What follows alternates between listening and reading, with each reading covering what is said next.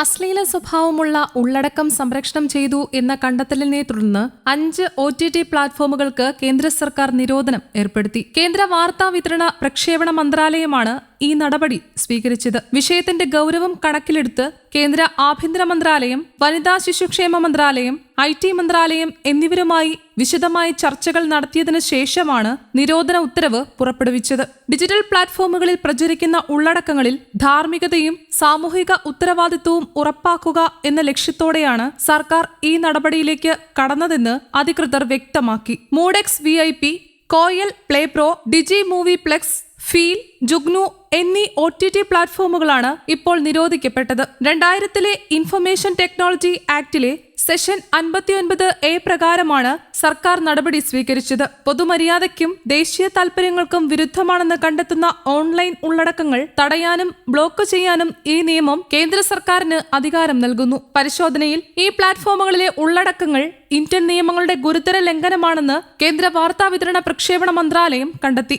പല പരിപാടികളിലും ലൈംഗിക ചുവയുള്ള സംഭാഷണങ്ങൾ, നഗ്നത പ്രദർശിപ്പിക്കുന്ന ദൃശ്യങ്ങൾ എന്നിവ ഉൾപ്പെട്ടിരുന്നു എന്നാണ് റിപ്പോർട്ടുകൾ സൂചിപ്പിക്കുന്നത്. സാമൂഹികമായി പ്രയോജനകരമായ സന്ദേശമോ വ്യക്തമായ കഥാപശ്ചാത്തലമോ ഇല്ലാതെ കേവലം അശ്ലീലത സൃഷ്ടിച്ചിട്ട് നിർമ്മിച്ച ഉള്ളടക്കങ്ങളായിരുന്നു ഭൂരിഭാഗവും എന്നതാണ് മന്ത്രാലയത്തിന്റെ കണ്ടെത്തൽ. ഇത് ആദ്യമായല്ല കേന്ദ്ര സർക്കാർ ഇത്തരം നടപടി സ്വീകരിക്കുന്നത്. കഴിഞ്ഞ വർഷം ജൂലൈ മാസത്തിൽ സമാന കാരണങ്ങളാൽ 25 OTT ആപ്പുകളും വെബ്സൈറ്റുകളും നിരോധിച്ചിരുന്നു. ആൾട്ട് ബാലാജി, ഉള്ളു തുടങ്ങിയ പ്രമുഖ പ്ലാറ്റ്ഫോമുകളും അന്ന് നിരോധിച്ചവയുടെ പട്ടികയിൽ ഉൾപ്പെട്ടിരുന്നു. നിരോധനത്തിന് മുൻപ് ബന്ധപ്പെട്ട OTT പ്ലാറ്റ്ഫോമുകൾക്ക് പലതവണ മുന്നറിയിപ്പുകൾ നൽകിയിരുന്നുവെന്ന് സർക്കാർ വ്യക്തമാക്കി. എന്നാൽ സർക്കാർ നിർദ്ദേശങ്ങൾ പാലിക്കാതെ പുതിയ ഡൊമൈൻ വിലാസങ്ങൾ ഉപയോഗിച്ച് അശ്ലീല ഉള്ളടക്കം സംരക്ഷണം തുടർന്നതാണ് കർശന നടപടിയിലേക്ക് നയിച്ചതെന്ന് അധികൃതർ പറഞ്ഞു. ഓൺലൈൻ ഉള്ളടക്കങ്ങൾ പൊതുമര്യാദയ്ക്ക് നിരക്കാത്തതാണെന്ന് ബോധ്യപ്പെട്ടാൽ IT ആക്ട് സെഷൻ 69A പ്രകാരം അവ തടയാൻ കേന്ദ്ര സർക്കാരിന് വ്യക്തമായ അധികാരമുണ്ട്.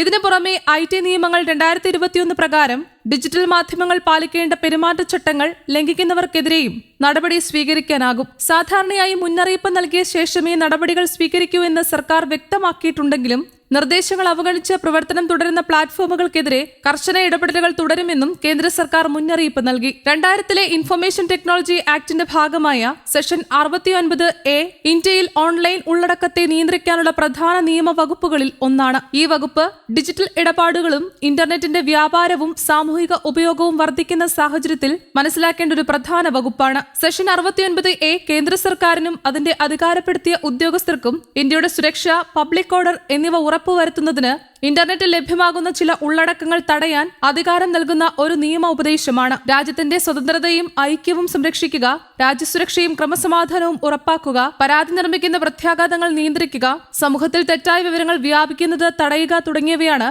സെഷന്റെ പ്രധാന ലക്ഷ്യങ്ങൾ. News desk, Kerala Kaumudi.